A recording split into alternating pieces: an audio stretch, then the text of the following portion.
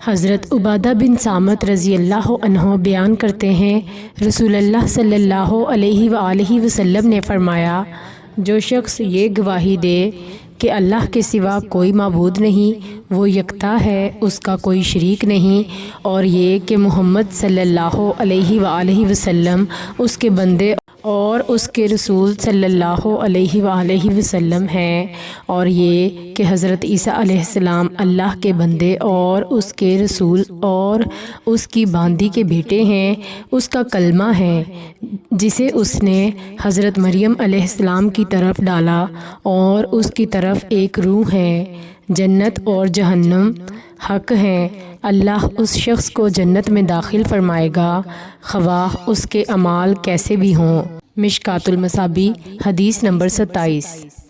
حضرت ابو ہریرہ رضی اللہ عنہ بیان کرتے ہیں، رسول اللہ صلی اللہ علیہ وآلہ وسلم نے فرمایا، اللہ تعالیٰ نے فرمایا، ابن آدم زمانے کو گالی دینے کے باعث مجھے تکلیف پہنچاتا ہے،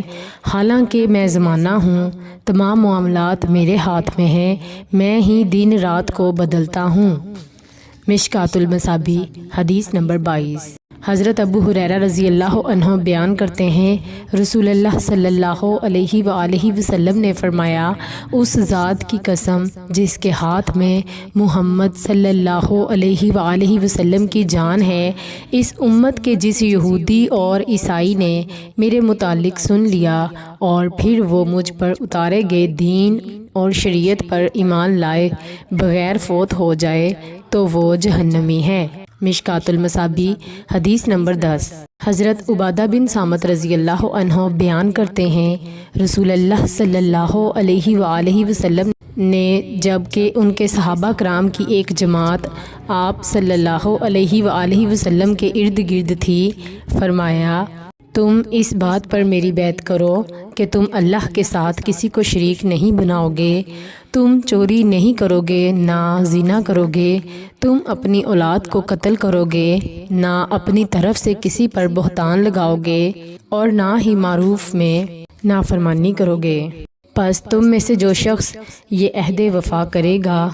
تو اس کا اجر اللہ کے ذمہ ہے، اور جس نے ان میں سے کسی چیز کا ارتکاب کیا اور اسے دنیا میں اس کی سزا مل گئی تو اس کے لیے کفارہ ہے، اور جس نے ان میں سے کسی چیز کا ارتکاب کیا پھر اس نے اللہ کی پردہ پوشی فرمائی تو اس کا معاملہ اللہ کے سپرد ہے، اگر وہ چاہے تو اس سے درگزر فرمائے اور اگر چاہے تو اسے سزا دے۔ پس ہم نے اس پر آپ صلی اللہ علیہ وآلہ وسلم کی بیعت کر لی۔ مشکوٰۃ المصابیح حدیث نمبر 18۔